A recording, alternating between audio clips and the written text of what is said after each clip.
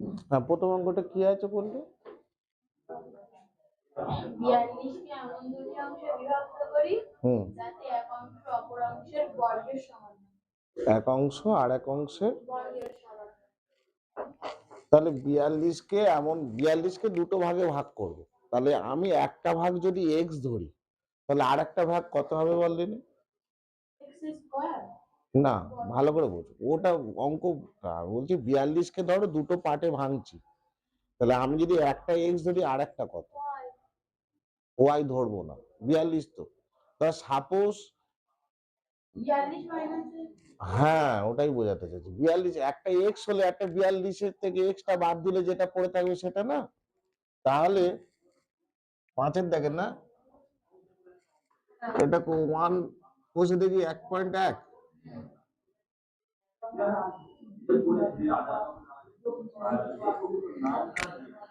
তাহলে ধরি একটি সংখ্যা x হয়েছে, অতএব অপর সংখ্যা কত হবে? এইটুকু বোঝা গেছে আশা করি। হ্যাঁ, এবারে তারপরেরটা কি বলেছে এবার লেখাটা পর বলছে একটি সংখ্যা একটি অংশ অপর অংশের বর্গের সমান। তাহলে একটি অংশ কত x, হ্যাঁ এই x-টা কি অপর অংশের বর্গের সমান, তাহলে x ইকুয়াল টু কি লিখতে পারি? 42 মাইনাস x এর হোল স্কয়ার। একটি অংশ এটা, হ্যাঁ অপর অংশ কোনটা? এইটা, তাহলে 42 মাইনাস x এর হোল স্কয়ার। একটি অংশ অপর অংশের বর্গের সমান। বুঝা গেল ইকুয়েশনটা? হ্যাঁ, বা কেউ যদি এটা করে এটাও ভুল নয়, তাহলে ইকুয়েশনটা ফর্ম করতে সোজা হবে। কেউ যদি করে 42 মাইনাস x সমান x স্কয়ার, তাও হবে। বলছি একটি অংশ, ঠিক আছে, সেটাও করলে হবে। তাহলে বা x সমান কত, এটা বড় হয়ে যাবে, আমরা ঘুরিয়ে নিই বড় না, এইটা ঘুরিয়ে নিলে দেখ আমাদের ক্যালকুলেশনটা কত ইজি হচ্ছে, দেখ এইটা বুঝতে পারছিস তো? তাহলে আমি এইটা করলাম, তাহলে আমি লিখতে পারি 42 মাইনাস x সমান x স্কয়ার। তাহলে আমি এই দুটোকে আমি এই দিকে নিয়ে যাচ্ছি, তাহলে কি হবে? x স্কয়ার, না 42 মাইনাস x-টাকে আমি ওই দিকে নিয়ে যাচ্ছি, ডান দিকে। তাহলে x স্কয়ার মাইনাস x-টা ওদিকে গেলে কি হবে? প্লাস 42 ওদিকে গেলে কি হবে? বাম দিকে কি পড়ে থাকবে?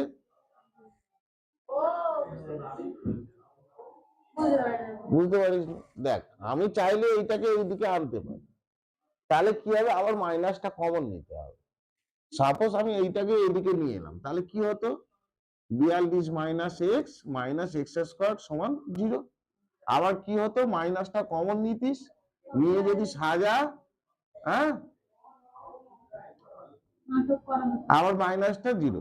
তা আমি বাম দিকটাকে ডান দিক ভেবে নেবো, ডান দিকটাকে বাম দিক ভেবে নেবো, এই হচ্ছে ব্যাপার। আমি ধরে নিলাম এ বাম দিকে আছে, এইটা ভেবে নিলাম বাম দিক, তাহলে এই দুটোকে ওই দিকে পাঠালাম। আর লেখার সময় কি করলাম? ডান দিকটাকে বাম দিক হিসাবে লিখে দিলাম, তাহলে কি এই মাইনাসের ঝামেলাটাকে আমি অ্যাভয়েড করলাম, এছাড়া কিছু না। বুঝা গেছে? তাহলে এটাই আমার একচল বিশিষ্ট দ্বিঘাত সমীকরণ। বুঝা গেল? তাহলে এইটা সমান এটার এক্স স্কয়ার লিখতে পারিস, বা এইটা সমান এইটা স্কয়ার লিখতে পারিস, একই গল্প। ঠিক আছে?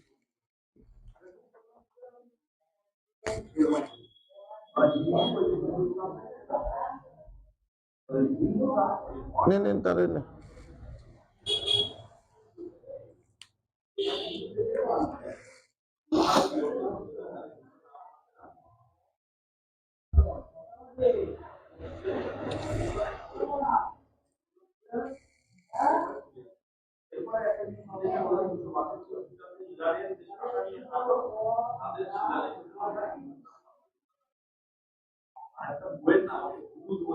এইটা আরেকটা স্টেপ করতে আরো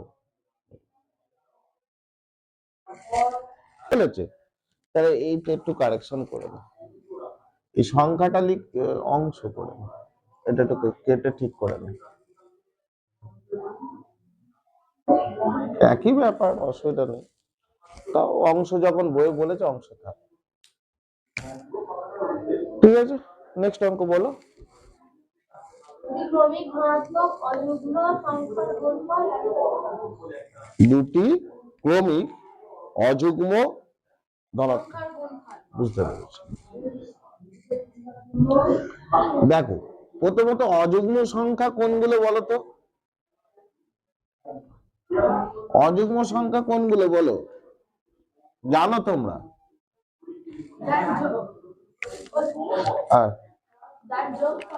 অযুগ্ম সংখ্যা কোনগুলো? অযুগ্ম জানিস না? আরে যুগ্ম অযুগ্ম জানিস? যুগ্ম মানে জোড়, অযুগ্ম মানে বিজোড়। না, জোড় বিজোড় অঙ্কের ভাষায় যুগ্ম অযুগ্ম। তাহলে অযুগ্ম মানে কোনগুলো? 1, 3, 5, 7, 9 এগুলো অযুগ্ম। যুগ্ম মানে 2, 4, 6 এগুলো হচ্ছে অযুগ্ম। তাহলে দুটি ক্রমিক অযুগ্ম, ক্রমিক বলতে কি বোঝায়? পরপর। তাহলে 5-এর ক্রমিক অযুগ্ম কত হবে? 7 হবে। যদি বলে 15-এর ক্রমিক অযুগ্ম কত? 17। মানে ক্রমিক মানে 15-এর পরে যেটা আসছে, অযুগ্ম কিন্তু 16 হবে না, 16 হলে যুগ্ম হয়ে যাবে, তাই তো? তাহলে এবার প্রশ্ন হচ্ছে, তাহলে আমি চাইলে কি করতে পারি? একটাকে এক্স ধরতে পারি, তাহলে আর একটা কি হবে? একটা যদি এক্স হয় আর একটা কত হবে? ক্রমিক তো। তারপরেরটা কি হবে বল বল? 2x কেন হবে? 15 হলে তারপরটা 17 হচ্ছে, তাহলে একটা যদি এক্স হয় পরেরটা কত? 3x।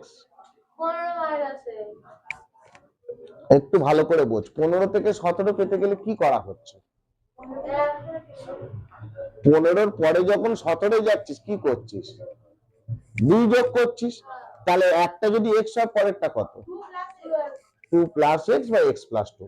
ক্লিয়ার জিনিসটা? তাহলে আমি চাইলে একটাকে এক্স ধরবো, পরেরটা এক্স প্লাস 2 ধরবো। কিন্তু এখানে একটা সমস্যা আছে। সমস্যাটা কি? এখানে কিন্তু এক্স ধরা যাবে না। কেন ধরা যাবে না আমি বোঝাচ্ছি। এখানে আমরা ধরি প্রথম এই সংখ্যা বলেছে,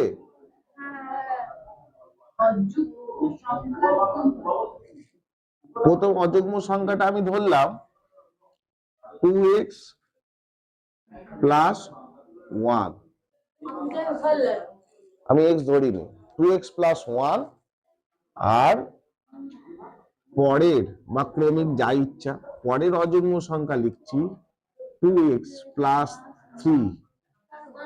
2 বাড়ালাম, ঠিক আছে? এবার প্রশ্ন হচ্ছে, স্যার আপনি এত জটিল করে যাচ্ছেন কেন? এক্স ধরলে হয়ে যেত, সেটা 2x প্লাস 1 ধরলে, তাই না? দেখো, এটার কারণ হচ্ছে আমি যখন এক্স অ্যাপ্লাই করছি, এক্সটাকে কি বলে? চল বলে, ভেরিয়েবল। এক্স এর ভ্যালু যা ইচ্ছা হতে পারে, ঠিক আছে?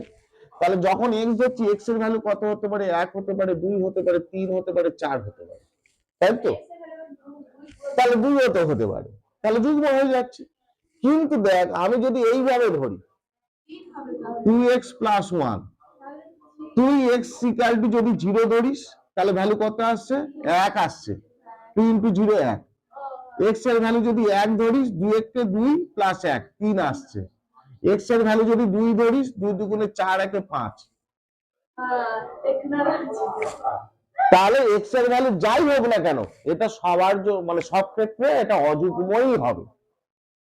বুঝতে পেরেছিস? হ্যাঁ, তাহলে একটা যদি 2x প্লাস 1 হয়, একটা হবে 2x প্লাস 3, এটা দিয়ে কোনো নেই। এবারে বলেছে কি, এই দুজনের গুণফল হবে কত? 143। তাহলে এইটা গুণে এইটা সমান 143, এটাই তো সমীকরণ। বোঝা গেছে সমীকরণটা? তাহলে শর্তানুসারে 2x plus 1 into 2x plus 3 equal to 143।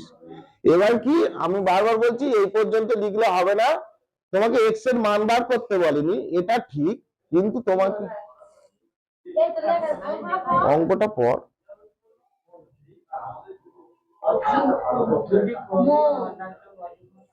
হ্যাঁ, ধনাত্মক মানে তো পজিটিভ, আমি তো নেগেটিভ নিইনি, ঠিক আছে। তাহলে এবার এই দুজনের গুণফল 143, এবার এইটাকে ওই ax square plus bx plus c equal to 0 ওই ফরম্যাটে সাজাতে হবে। সাজাতে গেলে কি করতে হবে, তোরা গুণ করতে জানিস, তাহলে এইটার সাথে এটার গুণ, এটার গুণ, আবার এইটার সাথে এটার গুণ, এটার গুণ, এটাই তো সিস্টেম। তাহলে 2x এর সাথে একবার এটা, একবার এটা, একের সাথে একবার এটা, একবার এটা। 2x এর সাথে 2x গুণ করলে কি হয়, 4x স্কয়ার। আচ্ছা 2x এর সাথে 3 এর গুণ করলে 3 গুণে 6x হয়েছে। আচ্ছা একের সাথে গুণ করলে যা আছে তাই বসে গেল, তাহলে কত হচ্ছে 4x স্কয়ার, এই দুটো মিলিয়ে 8x, আর 143টাকে এইদিকে নিয়ে চলে আয়।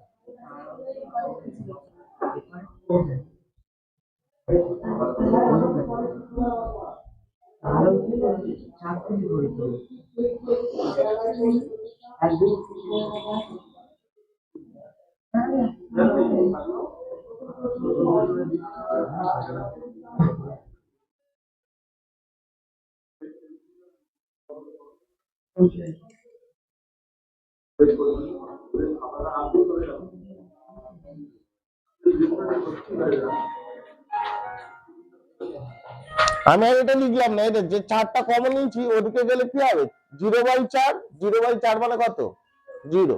ওই জন্য আরেকটা স্টেপ করলে করা যায়, মানে এইটা ইকুয়াল টু 0/4টা দেখানোর জন্য, সেটা দেখায়নি, 4 ওদিকে গেলে 0-এর সাথে ভাগ করলে 0 হয়ে যায়, ঠিক আছে। ও দাগ নম্বর চেঞ্জ, ওরা তো জানিস, হ্যাঁ একটা তো করলো।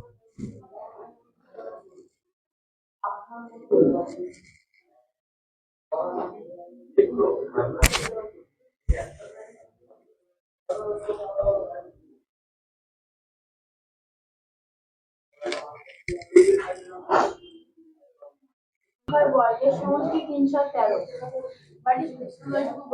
দুটি ক্রমিক সংখ্যা, বর্গের সমষ্টি 313। তাহলে এটা আর আমি করছি না, তোরা করে নে। একটা দুটি ক্রমিক মানে কি, পর পর, এই একটু ক্লাসে মন দিয়ে পরে কথা বললেও হবে। হ্যাঁ বলছি দুটি ক্রমিক সংখ্যার বর্গের সমষ্টি হচ্ছে 313, তাহলে আমি একটা সংখ্যা x ধরতে পারি, আরেকটা x+1 ধরবো, পর পর তো, আর এখানে x ধরতে পারি, অসুবিধা নেই, কেন কোনো অযুগ্ম বা যুগ্ম এই হিসাবে বলিনি। একটা x+1 তার বর্গের সমষ্টি কি, তাহলে x স্কয়ার প্লাস x+1 এর হোল স্কয়ার ইকুয়াল টু 313, বাস। একটি ক্রমিক সংখ্যা সমান সমান আচ্ছা হ্যাঁ লেখ একটি, একটি সংখ্যা x, পরের সংখ্যা x+1। হ্যাঁ হ্যাঁ ওই তো, এবার ইকুয়েশনটা এবার ভাষায় একটু আলাদা দিচ্ছি, ইকুয়েশন একটু একটু আলাদা হবে, তাহলে একটি সংখ্যা x, পরের সংখ্যা 2x হবে কেন, না একটা একটা x, একটা x+1, দুটো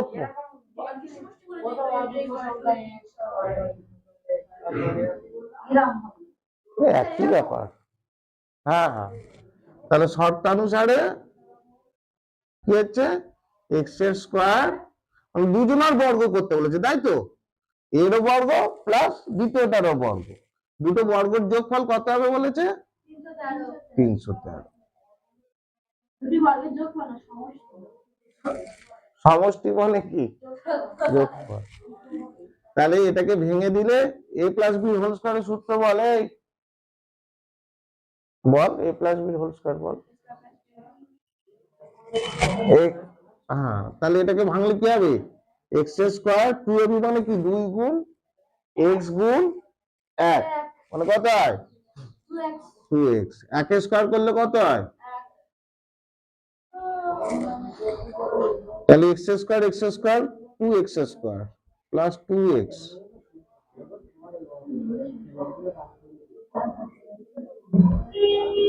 ঠিক আছে। এই দুটোকে যোগ করে দিলি, 313টা এদিকে আনলি, তাহলে কত হলো 2x স্কয়ার প্লাস 2x, তাহলে এটা ক্যালকুলেশন করলে কত হচ্ছে +1 -313 কত 312 -312 তাই তো?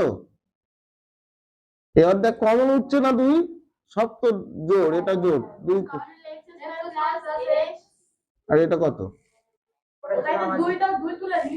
হ্যাঁ 2, এই দুইটা তুলে নেবো।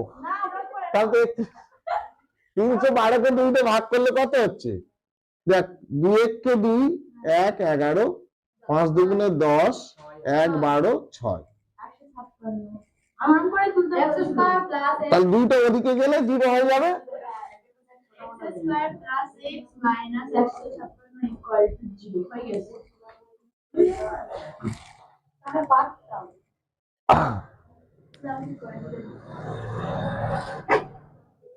আমি পারতাম না ওই জন্য করলাম।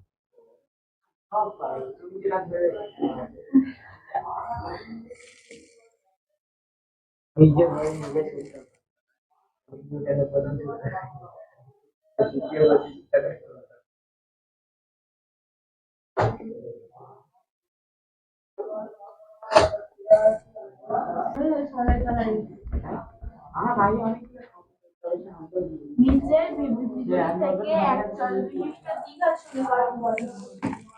একই। হ্যাঁ তাহলে ওই পড়ে পড়ে আমাদের সমীকরণে রূপ দিতে হবে, তাই তো? হ্যাঁ। বলো। একটি আয়তাকার ক্ষেত্রের কর্ণের দৈর্ঘ্য 15 মিটার এবং তার দৈর্ঘ্য প্রস্থ অপেক্ষা 3 মিটার বেশি। দৈর্ঘ্য প্রস্থ অপেক্ষা 3 মিটার বেশি। তাহলে কোনটাকে ধরবো? প্রস্থকে ধরি। তাহলে প্রস্থকে আমি কি ধরবো? x ধরলে দৈর্ঘ্য কত হবে? প্রস্থ অপেক্ষা 3 মিটার বেশি বললো। হ্যাঁ তাহলে x হলে 3x x + 3। তাহলে দুটোর মধ্যে গুণই ফেলিস না, 3 গুণ যদি বলতো কি গুণ বলা যায়। হ্যাঁ যদি বলে যে প্রস্থ অপেক্ষা দৈর্ঘ্য 3 গুণ তখন 3x। তাহলে এখানে আমরা কি ধরবো? ধরি আয়ত ক্ষেত্রটির প্রস্থ x। x এখানে ওখানে 15টা কিসে বলেছে বল? 15টা কিসে দেয়া আছে? কি এককে দেয়া আছে? তাহলে এটাকে x টাকে মিটারে ধরবো, বুঝতে পেরেছিস? আর তাহলে আয়তক্ষেত্রের দৈর্ঘ্য কত হবে? 3 x + 3। ঠিক আছে? তাহলে কর্ণ কত হবে? আচ্ছা কর্ণ বার করার সূত্র জানিস? হ্যাঁ ওই তো। বল। Root ball. না না ত্রিভুজে চলে যাচ্ছে। রুট একটা আছে তো। হ্যাঁ আচ্ছা আমি তার মনে আছে। রুট কত? রুট দৈর্ঘ্য স্কয়ার প্লাস প্রস্থ স্কয়ার। কি করে আসে দেখে নে। সূত্র মুখস্থ করলে শুধু হবে না, সূত্র কিভাবে আসছে দেখ। এটা কর্ণ, এটা দৈর্ঘ্য, এটা প্রস্থ। এই যে ত্রিভুজটা দেখ, দুটো ত্রিভুজ তো সর্বসম। আমি এই ত্রিভুজটা ধরলাম, এটা কি ত্রিভুজ বল? সমকোণী ত্রিভুজ। এটা 90 ডিগ্রি সমকোণী ত্রিভুজ একটা। তাহলে সমকোণী ত্রিভুজ যদি হয় তা সমদ্বিবাহু কি করে হবে? এই দৈর্ঘ্য প্রস্থ তো ছোট বড়। সমকোণী হবে। আকার অতিভুজ আর কখনো দৈর্ঘ্য প্রস্থ অতিভুজ সবসময় বড় হয়। সমকোণী ত্রিভুজের অতিভুজের সাথে বাকি দুটো কখনোই সমান হয় না। যদি সমান হয় সেটা কোনটা হবে? লম্বভূমিটা সমান হয় যদি হয়। ঠিক আছে? তাহলে শুধু সমকোণী। আর অতিভুজ বার করার সূত্র কি?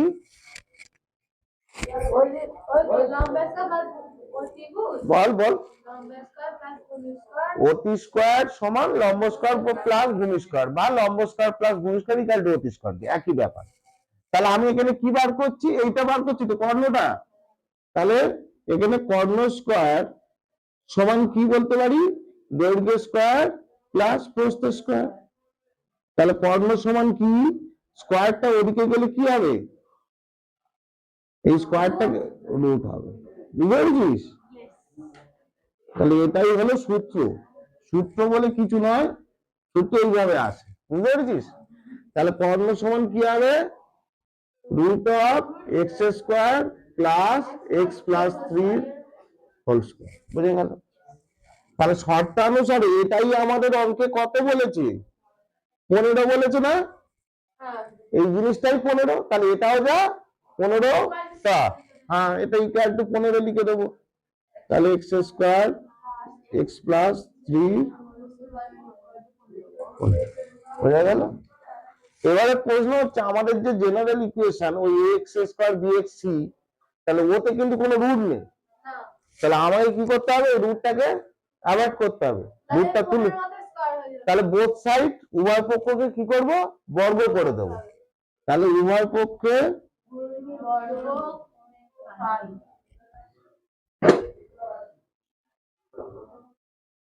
তাই এটা পুরোটা তাহলে এই দিকে রুটটা উড়ে যাচ্ছে তো, এটা পুরোটা 15টা কিন্তু স্কোয়ার হবে, এইটাই মাথায় রাখবি। উভয় পক্ষ এর দুটো সব মিলিয়ে হলো হ্যাঁ, এইদিকেও হোল স্কোয়ার করলাম, এদিকেও হোল স্কোয়ার করলাম। এদিকের হোল স্কোয়ার করার জন্য রুটটা উড়ে গেল, আর এদিকের হোল স্কোয়ার করার জন্য 15 স্কোয়ার হলো। ক্লিয়ার? হ্যাঁ, দুদিকেই বর্গ করলাম। এদিকে বর্গ করার জন্য কি হলো? রুটটা উড়ে গেল। তাহলে একই সংখ্যার উপর যদি রুটটা স্কোয়ার করি নে, আরে এইটার যদি ধর সাপোজ যদি স্কোয়ার নিস, এটার যদি স্কোয়ার নিস, সেই স্কোয়ারটার রুট কি হলো? ভ্যানিশ হয়ে গেল না? আমি কি বলছি এটা পুরোটা হোল স্কয়ার হবে আর রুটটা তো উড়ে গেল, আবার স্কোয়ার হবে।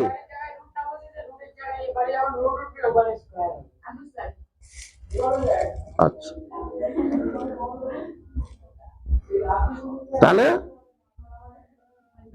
আমি বোথ সাইড স্কোয়ার নিচ্ছি, এবার বুঝতে পেরেছিস? এবার স্কোয়ার আর রুট একসাথে থাকলে কি হয়? স্কোয়ার উঠে যাবে, রুট উঠে, তা সেইটা তো আমি লিখেছিলাম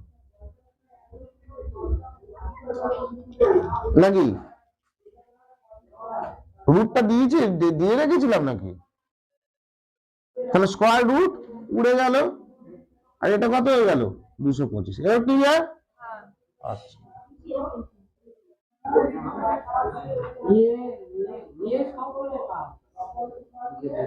এবার এইটাকে ভেঙে দে।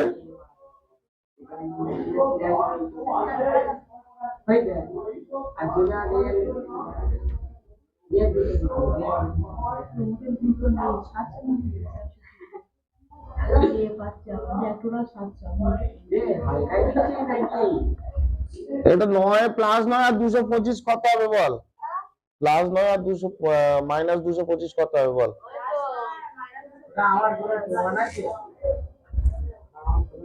মাইনাস অঙ্কে আয় না বাবা, কি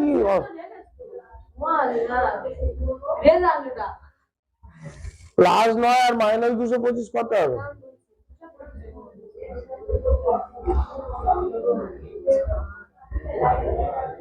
মাইনাস হুম, 9 আর 225 বিয়োগ করলে কত হয়? কত হয়? 216 হয়। 216 আমরা বুঝে বুঝে পারি না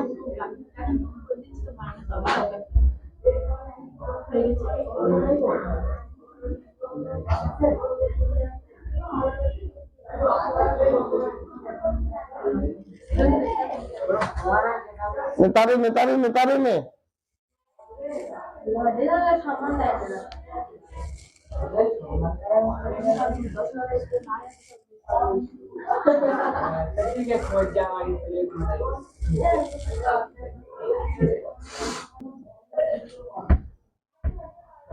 বল পরের অঙ্ক পর। এক ব্যক্তি 80 টাকায় কয়েক কিগ্রা চিনি ক্রয় করলেন। যদি ওই জায়গায় তিনি আরো 4 কিগ্রা চিনি বেশি পেতেন তবে তার কিগ্রা প্রতি চিনির দাম 1 টাকা কম হতো। কি ধরবি?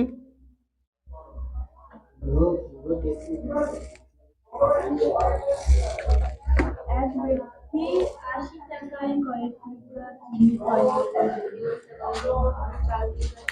তার অঙ্কটা একটু জটিল আছে, একটু ভালো করে ভাবতে হবে। দুটো জিনিস এখানে ধরা যায়, এক, চিনির পরিমাণ ধরতে পারিস, আর দুই, চিনির পার কেজি রেট ধরতে পারিস, মানে 1 কেজি চিনির দাম।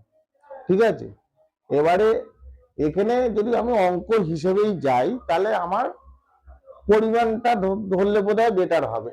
ঠিক আছে,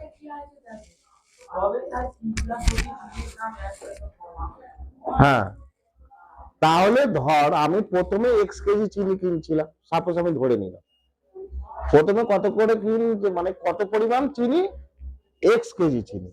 এবারে বল তাহলে 1 কেজির দাম কত?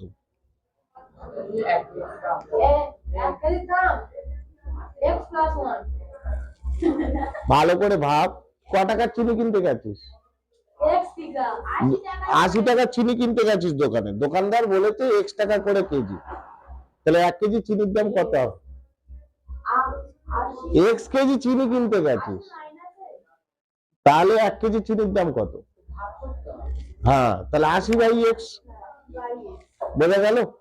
তাহলে তুই 80 টাকায় 1 কেজি চিনির দাম x টাকা, তাহলে 80/x। এবারে বলেছে কি, তারপর যদি ওই টাকা চিনি আরো 4 কিগ্রা চিনি বেশি পেতে, হ্যাঁ তাহলে, হ্যাঁ 4 কিগ্রা, মানে এখন দোকানদার বললো যে তুমি 80 টাকায় আগে যা x কেজি নিচ্ছিল তো এখন x প্লাস 4 কেজি পাবে, তাহলে এখন কত, মানে কত পায় 1 কেজি চিনির দাম কত হবে? 80/x plus 4। না সেটা পরে, আগে পাচ্ছিলিস আগে 1 কেজি চিনির দাম এইটা ছিল, হ্যাঁ, এখন 1 কেজি চিনির দাম কত? 80/x প্লাস 4, এখন তো x প্লাস 4 কেজি পাচ্ছিস, তাহলে এখন চিনির দাম কত?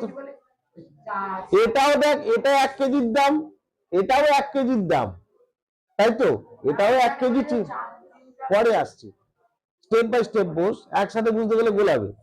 এটাও 1 কেজি চিনির দাম, এটাও 1 কেজির দাম, তাই তো, আর এটাও 1 কেজির দাম। কিন্তু কিন্তু প্রশ্ন হচ্ছে এটা আগেকার দাম আর এটা এখনকার দাম।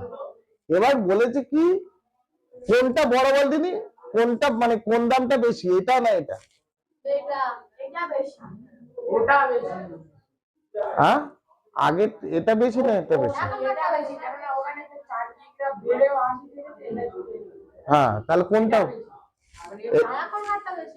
হ্যাঁ, এখনকারটা বেশি। ভেরি গুড, বুঝতে পেরেছিস?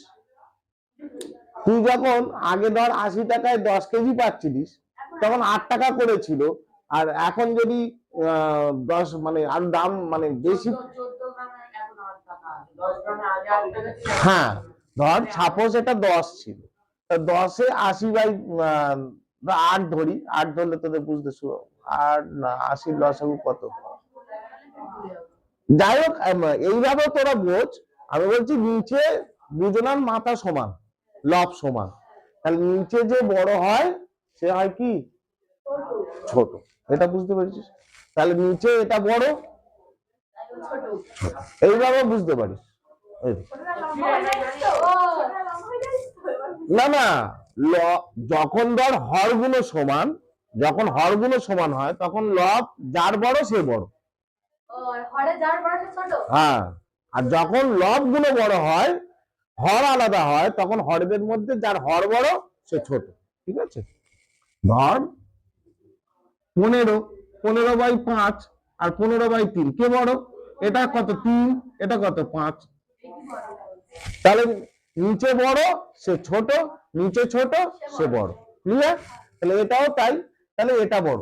এবার বলছে এটা 1 কেজির দাম, এটাও 1 কেজির দাম, কিন্তু কি বলেছে, দাম কত করে কমে গেছে? 1 টাকা। তাহলে এই দুজনের মধ্যে বিয়োগফল সমান 1 না? বোঝা গেছে? তাহলে এই দুজনের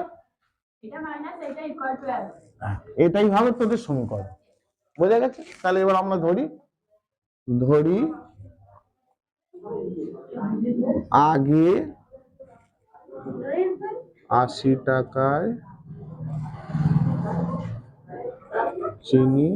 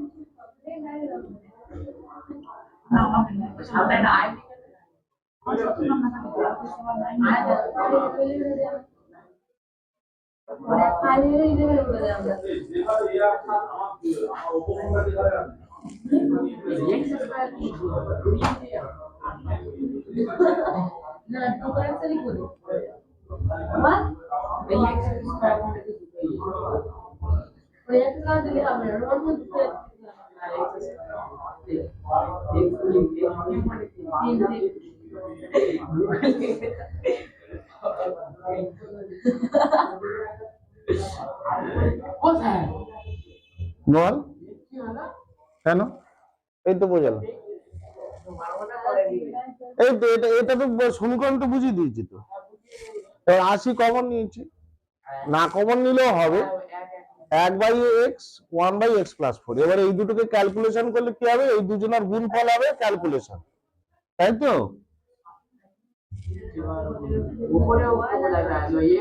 আর x দিয়ে ভাগ করলে x প্লাস 4, x প্লাস 4 এর সাথে 1 এর গুণ করলে কত হবে? x plus 4। আবার x প্লাস 4 দিয়ে এটাকে ভাগ করলে কত হয়? x হয়, x একটা x, ঠিক আছে?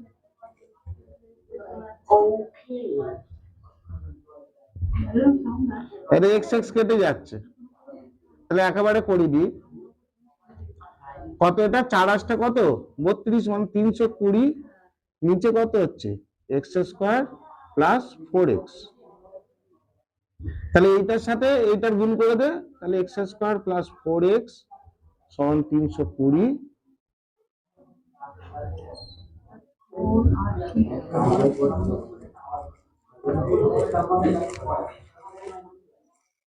ঠিক আছে,